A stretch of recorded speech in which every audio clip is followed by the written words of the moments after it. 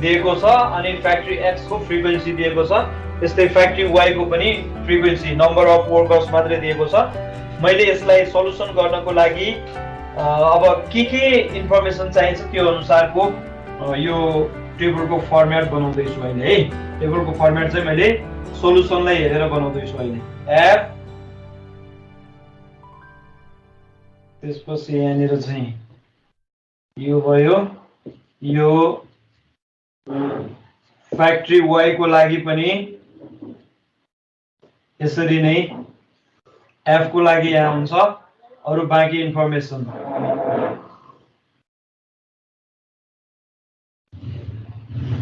यसरी लेखौं र क्वेशनमा दिएको इन्फर्मेसन म यहाँ लेख्छु अब है।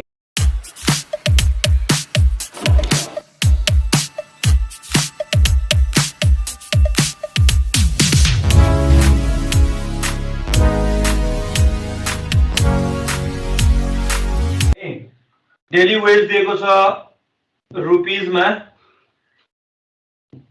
20 to 30,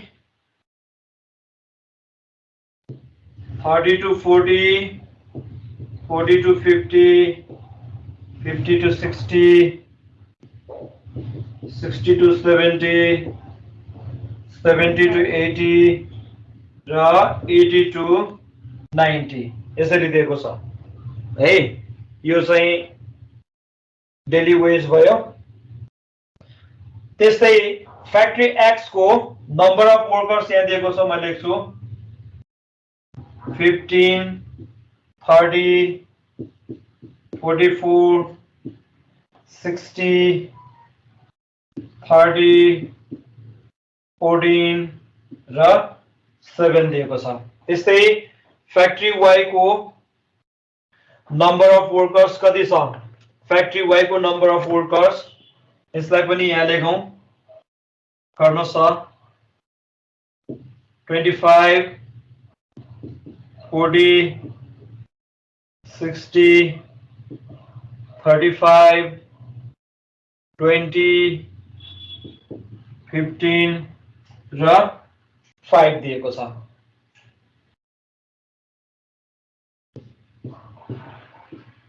ल यो चाहिँ गिवन इन्फर्मेसन भयो।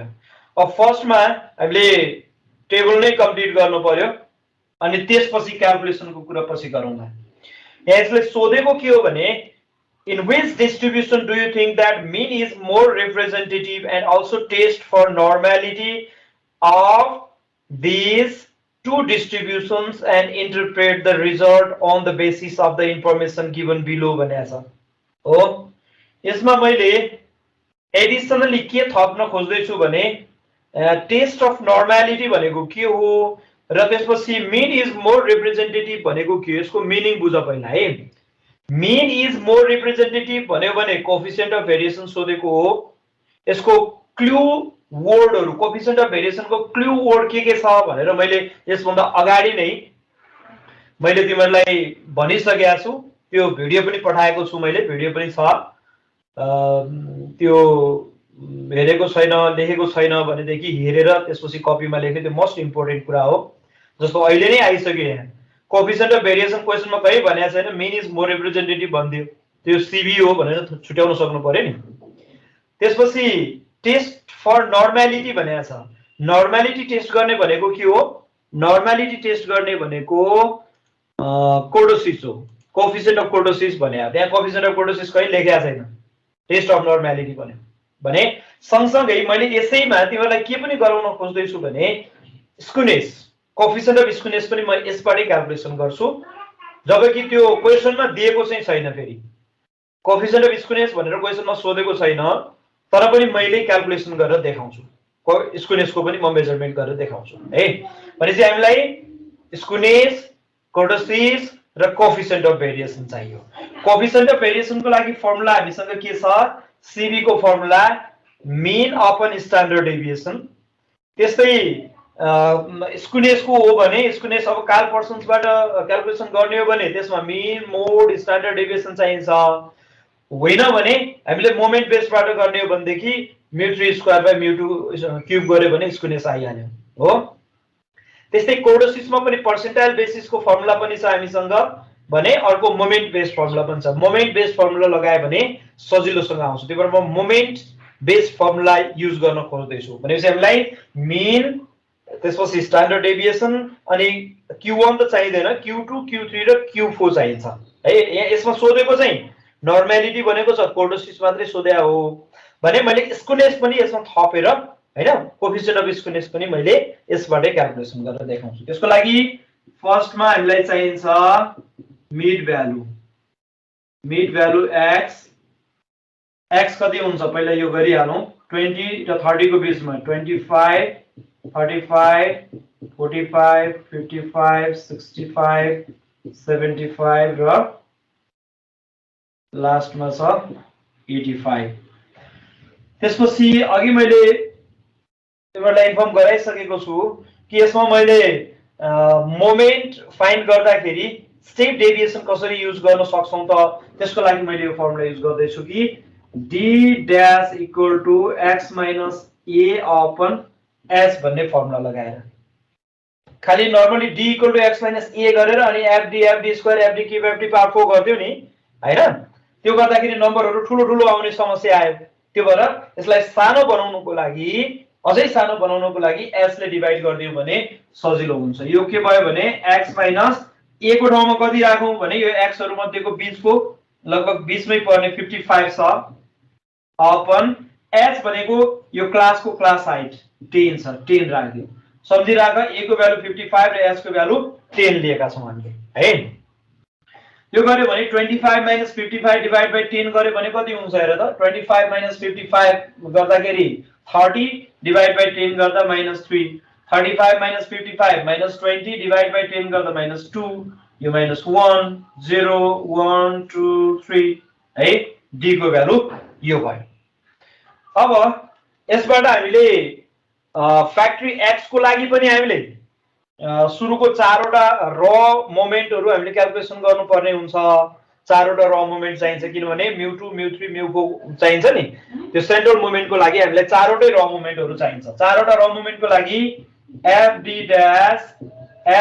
dash square fd dash cube र fd dash पावर 4 गरौँ है। त्यसरी गर्ने हो भने fd dash कति हुन्छ, यो दुईटा गुणन गर्नु पर्यो। f * d dash भनेको यो हो।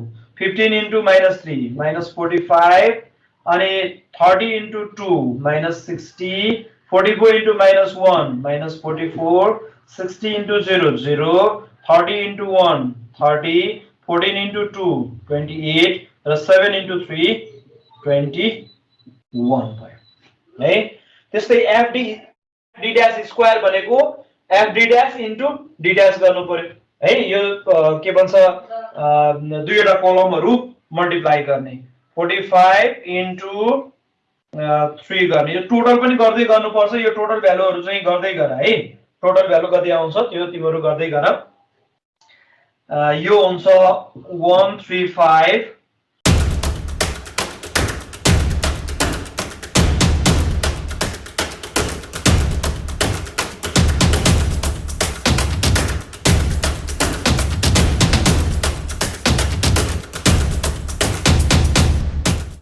fd dash क्यूब गर्नु पर्यो भने fd dash square * d dash भनेको 135 * 3 गर्यो भने यो आउँछ 405 तर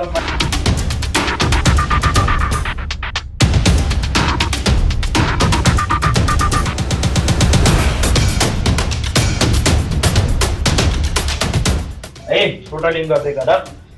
त्यसपछि fd dash पावर 4 अब हामीले d यो डिवाइड बाइ 10 नगरेको भयो, यो नम्बरहरु अझै ठुलो ठुलो आउँथ्यो है। टेबलमै नअट्ने कन्डिसन हुन्छ के त्यस्तो केसमा चाहिँ।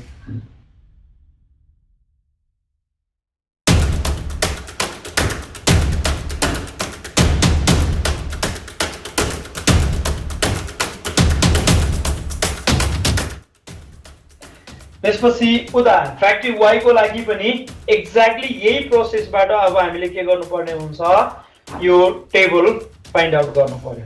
हामीले दुईटै फ्याक्ट्रीको लागि छुट्टा छुट्टै क्याल्कुलेसन गर्ने हो हैन। यसमा कोएफिसिएन्ट अफ भेरिएसन पनि छुट्टै क्याल्कुलेसन गर्नु पर्यो। त्यसपछि मिन पनि छुट्टै चाहिने भयो त्यसपछि यता गएर चाहिँ कोर्डोसिस स्कुनेस कोर्डोसिस पनि छुट्टा छुट्टै क्याल्कुलेसन गर्नुपर्छ है। अब यो टेबल चाहिँ म कम्प्लिट गर्छु पहिला। टेबल कम्प्लिट गरिसकेपछि क्याल्कुलेसन गर्न सजिलो हुन्छ। अब एफ डी ड्यास यसको लागि एफ चाहिँ डिफरेन्ट छ है। एफमा हामीले F1 त्यसपछि यसमा F2 भनेर लेख्न पनि सक्छौँ। F1 F2 गरेर सफिक्स नै छुट्याएर गर्न पनि सकिन्छ है, छुट्टा छुट्टै गरेर।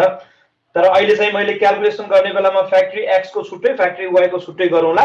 त्यो गर्दाखेरि चाहिँ के हुन्छ, यो समेसन भ्यालु फ्याक्ट्री एक्स को लागि यतापट्टिको लिने, फ्याक्ट्री वाई को लागि उतापट्टिको लिने गर्दाखेरि फर्मुलामा हामीलाई कन्फ्युजन हुँदैन त्यो गर्दाखेरि है। त्यो भएर अब हेर त, यो एफ डी ड्यास भनेको एफ यो भयो, डी ड्यास त यही नै हो, डी ड्यास कमन हो। फ्याक्ट्री एक्स को लागि पनि डी ड्यास यही नै हो, वाई को लागि पनि यही नै हो। 25 into -3 -75, यो -2 into 40 -80, यो -60, यो 0 20 30 र 15 भयो। यसको पनि समेसन एफ डी ड्यास कति हुन्छ, फ्याक्ट्री वाई को लागि एफ डी ड्यास भ्यालु कति हुन्छ त्यो क्याल्कुलेसन।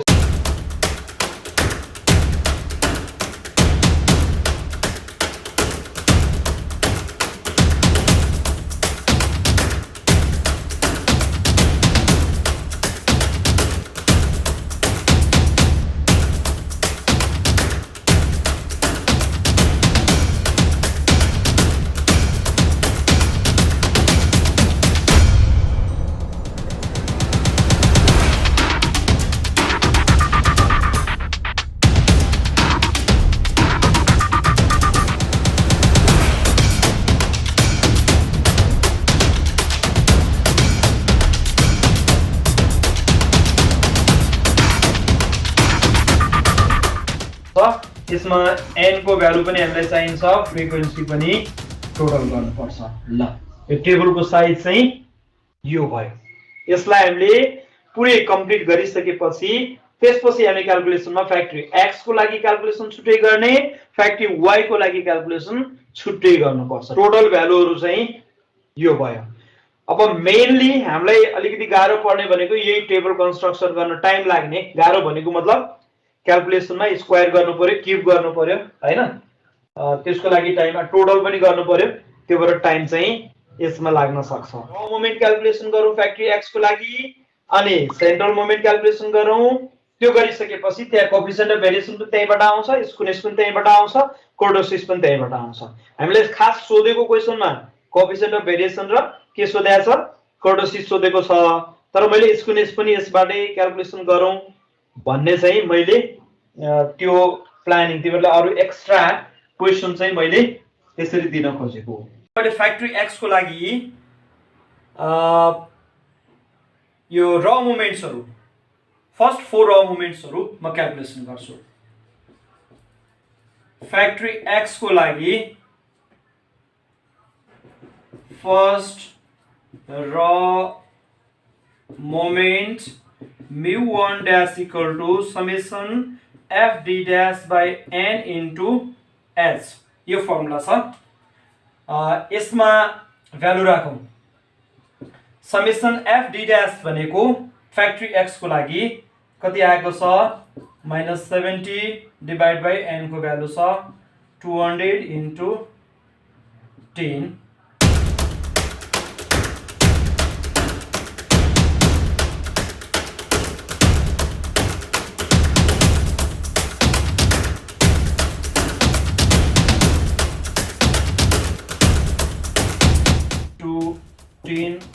क्यूब। र त्यस्तै फोर्थ र moment mu4 dash is equal to summation f d dash power 4 by n into h power 4 equal to, यसको भ्यालु छ 2560 डिवाइड बाइ 200 into 10 power 4। ल, अब यसलाई क्याल्कुलेसन गरेर हेरौं कति हुन्छ। ल, फर्स्ट 4 र मोमेन्ट्सहरु चाहिँ यो भयो। अब यसलाई सेन्ट्रल मोमेन्टहरु क्याल्कुलेसन गरेर हेरौं। यसमा हामीलाई चाहिने सेन्ट्रल मोमेन्टहरु क्याल्कुलेसन गरौं। सेन्ट्रल मोमेन्ट्सहरु भनेको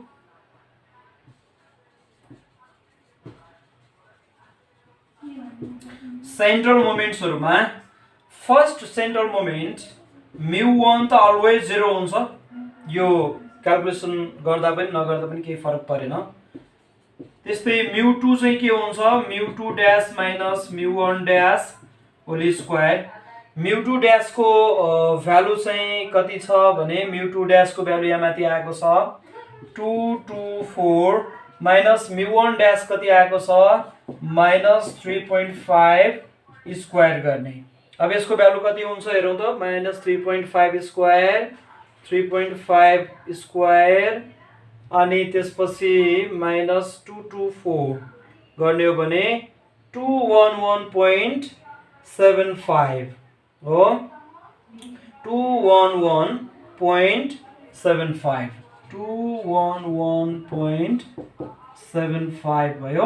र यो μ2 को भ्यालु के सँग इक्वल हुन्छ, सिग्मा स्क्वायर सँग इक्वल हुन्छ।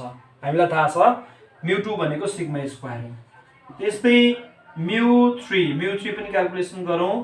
क्वेशनमा हामीलाई μ3 चाहिने छैन क्वेशन अनुसार, किनभने त्यहाँ कोर्टोसिस मात्र मेजर गर्नुपर्ने छ, तर मैले यसमा स्क्विनेस पनि मेजर गर्ने गरेर मैले यसलाई सोलुसन गर्दै छु। μ3 dash minus 3 μ2 dash into μ1 dash plus 2 μ1 dash cube. यसमा भ्यालु राख्दियौ। μ3 ड्याश कति आएको छ माइनस 1790 माइनस 3 μ2 ड्याश आएको छ 224 इन्टु माइनस 3.5 त्यसपछि plus 2 into minus 3.5 whole cube. अब यसलाई सिम्प्लिफाई गरौँ, कति आउँछ μ3 चाहिँ यो भयो। त्यस्तै अब μ4 पनि यसमा क्याल्कुलेसन गर्नुपर्ने हुन्छ। त्यस्तै μ4 इक्वल टु यसको फर्मुला हुन्छ μ4 dash minus 4 μ3 dash into μ1 dash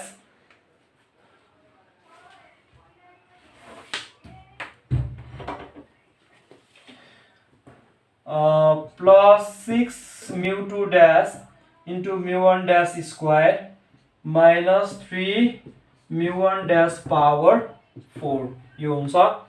μ4 dash आएको छ 128000 minus 4 into μ3 dash minus 1790 into minus 3.5 plus 6 into μ2 dash आएको छ 224 into minus 3.5 square minus 3 into minus 3.5 power 4। अब यसलाई सिम्प्लिफाई गरौँ। 118953.81 आउने रहेछ हो। ल μ4 सम्म आयो। अब now for CB equal to sigma by X bar into 100% भन्ने छ हामीसँग फर्मुला। यसमा sigma equal to under root μ2 हुन्छ, सिग्मा स्क्वायर इक्वल टु μ2 हुन्छ, हामीलाई थाहा छ। μ2 को भ्यालु जति आएको छ 211.75। यसको रुट गर्ने हो भने कति हुन्छ अंडर रुट 211.75 आएको छ। यो भनेको 14.55 हुन्छ भने मीन को फर्मुला हुन्छ a प्लस μ1 ड्याश। a को भ्यालु 55 लिएका थियौं भने μ1 ड्याश 3.5 आएको छ 51.5। त्यसो हो भने अब कोएफिशिएंट अफ भेरिएसन कति हुने रहेछ त? Coefficient of variation 14.55 divide by 51.5 into 100% 28.25 आउने रहेछ। कोएफिशिएंट अफ स्क्विनेस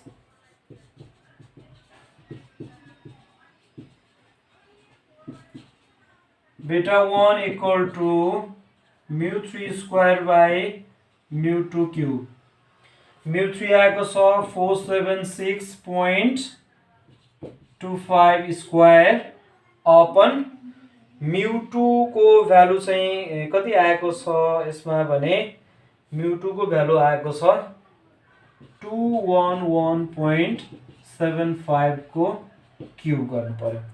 त्यो गर्दाखेरि कति हुने रहेछ त भन्दा 476.25 को क्यूब डिवाइड बाई 211.75 को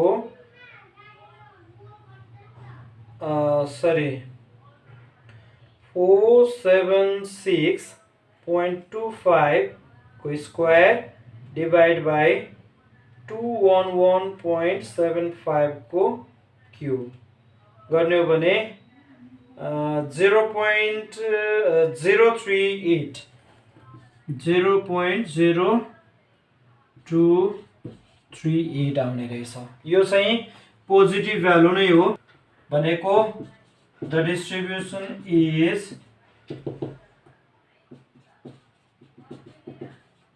पोजिटिभली स्क्यूड भन्ने हामी कन्क्लुजनमा पुग्यौं। पोजिटिभली स्क्यूड छ, पोजिटिभ भ्यालु आयो, तर यो 0 को धेरै नजिक छ, त्यही भएर अलमोस्ट सिमेट्रिक छ भन्न पनि सकिन्छ है। त्यस्तै अब कर्टोसिस भनेको नर्मालिटी चेक गर्ने भनेको छ। नर्मालिटी चेक गर्ने भनेको कर्टोसिस हो। To check the normality of the distribution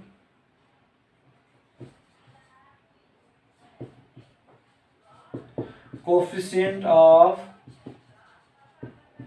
kurtosis beta 2 equal to mu 4 upon mu 2 square है mu 4 by mu 2 square।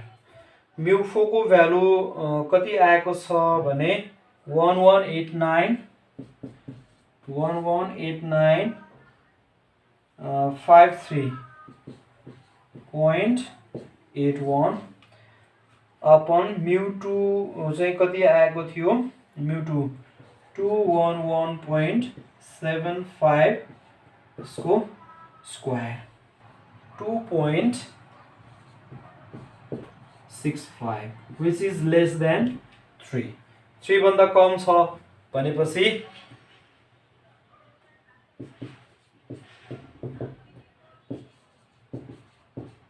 distribution is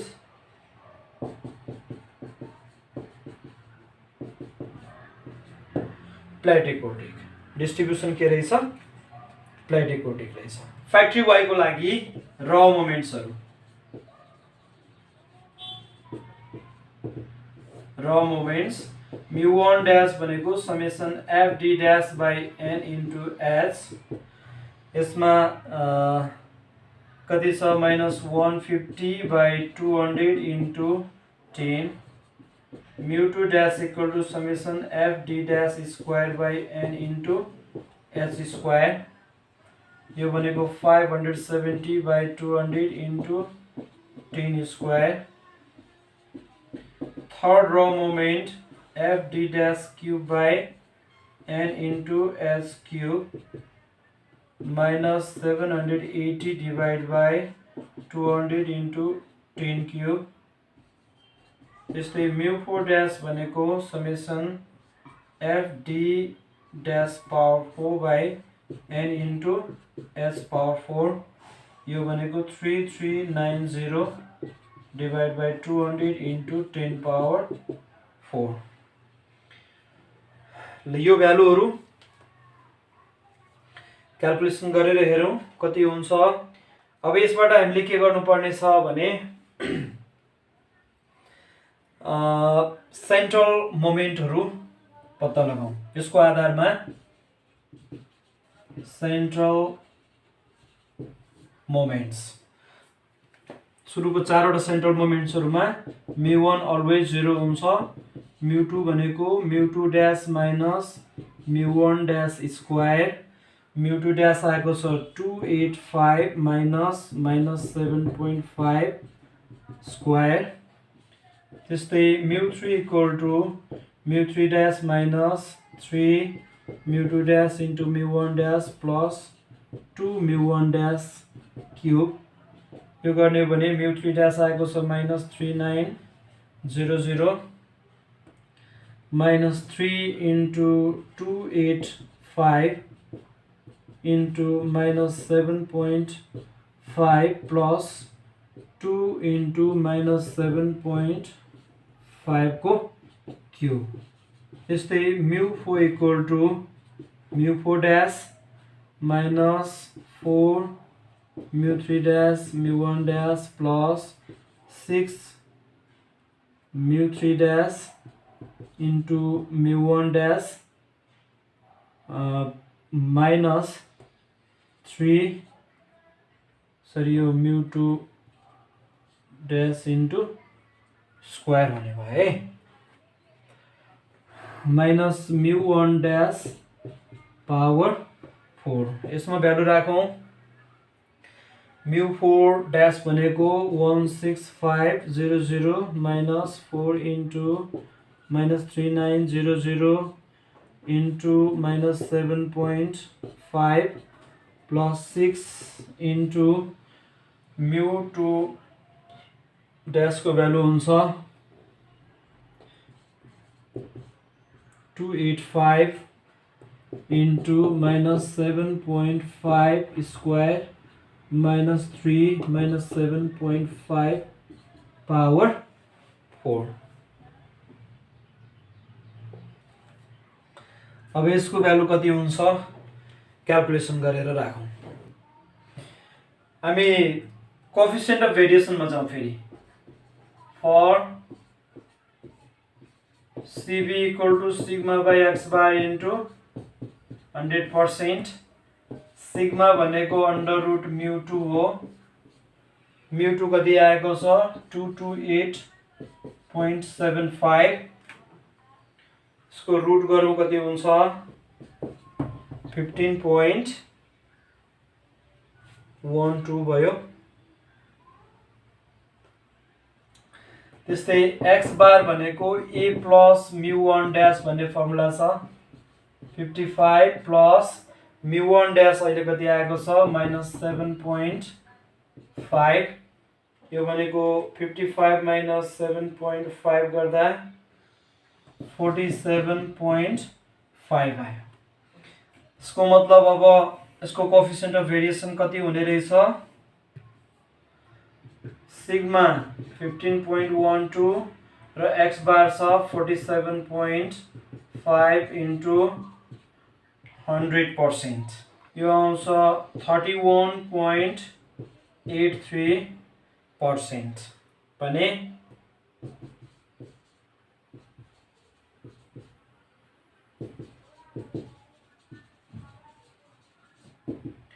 normality check गर्ने हो भने बेटा 2 इक्वल टु म्यु 4 बाई म्यु 2 स्क्वायर। नर्मालिटी चेक गर्नको लागि म्यु 4 बाई म्यु 2 स्क्वायर। म्यु 4 आएको छ 139,195.31 बाई म्यु 2 288.75 square 2.66। therefore distribution is using less than 3 भयो प्लेटिकोटिक भयो भने स्क्विनेसको लागि बेटा 1 इक्वल टु म्यु 3 स्क्वायर बाई म्यु 2 क्यूब गर्ने म्यु 3 1668.75 बाई म्यु 2 चाहिँ कति छ 228.75। यो स्क्वायर भयो यो क्यूब भयो। अब भ्यालु चाहिँ यसको 0.232 आयो। यो बेटा 1 पोजिटिभ छ र म्यु 3 पनि पोजिटिभ छ। यसको त्यो भएर यो पोजिटिभली स्क्युड डिस्ट्रिब्युसन हो beta 1 0.232 positive and mu 3 पनि positive छ therefore distribution is positively skewed बन्न सक्छौं हामीले है। अब फाइनल्ली यो दुईवटा कम्पनी फ्याक्ट्री ए र फ्याक्ट्री बी को बीचमा कम्प्यारिजन गर्ने हो भने in which factory mean is more representative भनेको छ सिन्स सीबी अफ फ्याक्ट्री कुन चाहिँ फ्याक्ट्रीको कोफिसिएन्ट अफ भेरिएसन बढी आएको छ भनेर हेर्दा फ्याक्ट्री ए को कोफिसिएन्ट अफ भेरिएसन 28.25 थियो भने फ्याक्ट्री वाई को है यो फ्याक्ट्री एक्स को लागि यो चाहिँ फ्याक्ट्री एक्स को भयो भने फ्याक्ट्री वाई को लागि यो चाहिँ फ्याक्ट्री वाई को लागि हो। यो हामीले क्याल्कुलेसन गरेको अहिले चाहिँ फ्याक्ट्री वाई को हो। फ्याक्ट्री वाई को लागि कोफिसिएन्ट अफ भेरिएसन 31.83 आयो भने फ्याक्ट्री एक्स को लागि 28.25 मात्रै थियो जसले गर्दा since CB of factory x is less than that of factory Y, mean is more representative in factory X.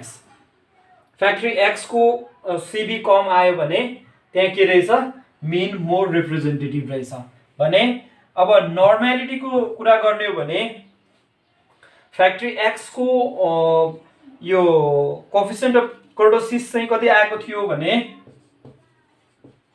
Factory x को बेटा 2 को भ्यालु 2.65 र फ्याक्ट्री वाई को बेटा 2 चाहिँ कति आएको थियो 2.66 बोथ आर